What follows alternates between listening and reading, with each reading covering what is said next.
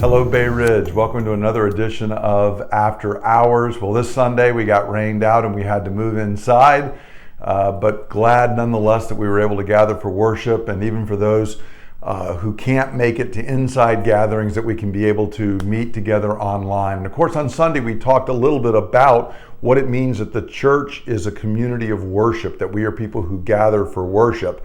And what I wanted to do in this After Hours, something a little bit different. I wanted to kind of give some practical tips on getting ready for worship. Now, this is really important because, as many of you know, I used to do a lot of, long distance running and some races and things. And while you train every day and you are out there preparing every day, you treat things a little bit differently as it gets close to race day. You have to be specifically prepared for the day of the race, or else you won't run well on race day. It won't be a good day for you. And there's nothing more frustrating than when you've been prepared and you get to the race and you just have a bad day. So I want us to kind of think about it in terms of like that as we gather for worship, it's the same kind of a thing. We want to be prepared so that we get the most out of the gathering with God's people. So how do we do that? These are just a few practical tips that I've learned through my 42 years of walking with Jesus, how these things work to help us prepare for worship. The first thing is, just like in running a race, you have to be prepared. So you spend time in the Word and prayer each day. If I tried to run a half marathon or a marathon and I had not done the training ahead of time, it's going to be bad on race day no matter what. And if you and I are not spending time with God each day throughout the week preparing, well, when we gather on Sunday, it's far less likely that we're really going to be able to receive from Him. So we need to make sure that each and every day we just spend time in God's Word. We spend time praying and talking with Him, both in dedicated time and just throughout the day, that we are walking with, hearing from God and responding back to Him. Secondly, we have to make sure that the worship meeting is permanently on my calendar. I can't do well in a race if I don't show up to the race. I can't really draw from God's presence if I don't gather with God's people. So we make sure that it is permanently on the calendar. And I mean, you put it down and it's sacrosanct. You don't do anything else during that time.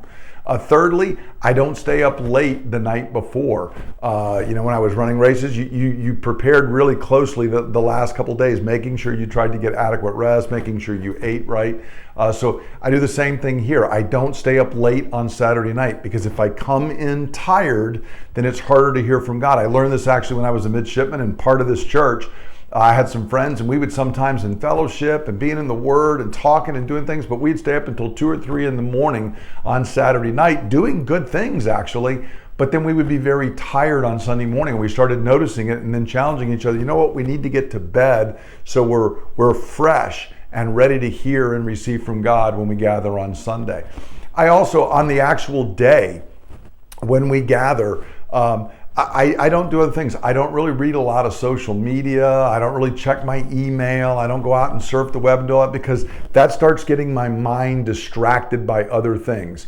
I wake up, and from the moment I'm awake, I start preparing to gather with God's people, which includes, rather than doing all those things and listening to whatever other music I might listen to during the week, on Sunday mornings, I only listen to worship music. Throughout the entire morning, I have worship music playing. I'm beginning to get my mind set in. Again, just like when it was, race day, from the very moment I woke up, I was thinking about and preparing for the race, and I didn't let a lot of other distractions get in my way. I do the same thing. I encourage you. There's lots of good worship music out there. Get up and put on some hymns or some worship songs. Start to get your mind ready, and forget about social media, newspaper, websites, email, all that other stuff. Let that wait until another time.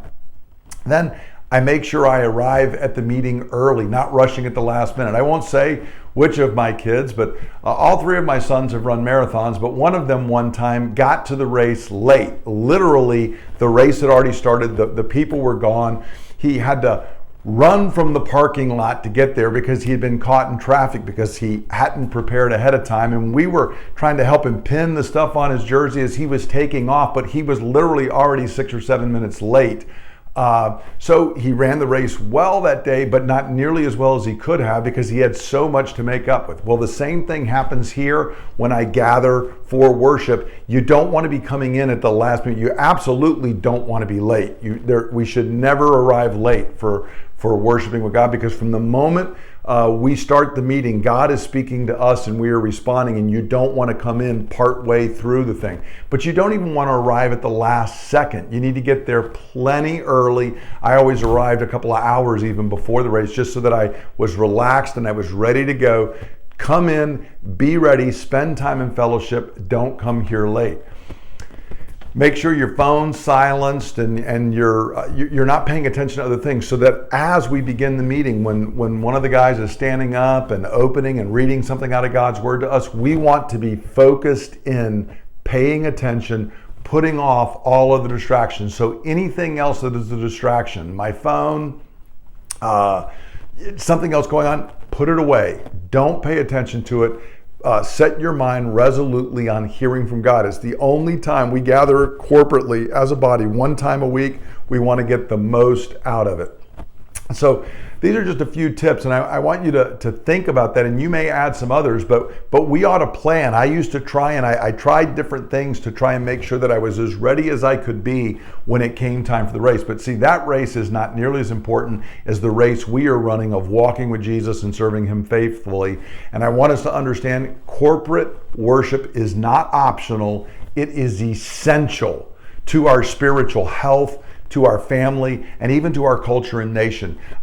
Some Christians have got all upset during the coronavirus thing with some of the laws that governors have placed. And I'm not saying that there's no reason to be upset about some of the things, but some of them got upset and said, the person's telling me it's not essential. Well, I got news. Many Christians, evangelical believers, treated corporate worship as if it wasn't essential prior to the outbreak. And if we've acted like it was not essential prior to it, we have no reason to complain about others treating it as not essential now. We need to realize it is absolutely essential for our spiritual health, for our family's health, and ultimately that even spills over into our culture and our nation, that we make this a high priority. So I hope you'll do that, and I look forward to seeing you each and every Sunday. I remind you, we're going to still try and stay outside if we can until Thanksgiving. Make it a priority. Even if you can't gather when we're back inside because of health issues, I encourage you, come join with us while we're outside so you can hear from God speaking to you in the midst of His people and join in and responding back in worship. Hope this helps you, and I hope you have a great week. God bless.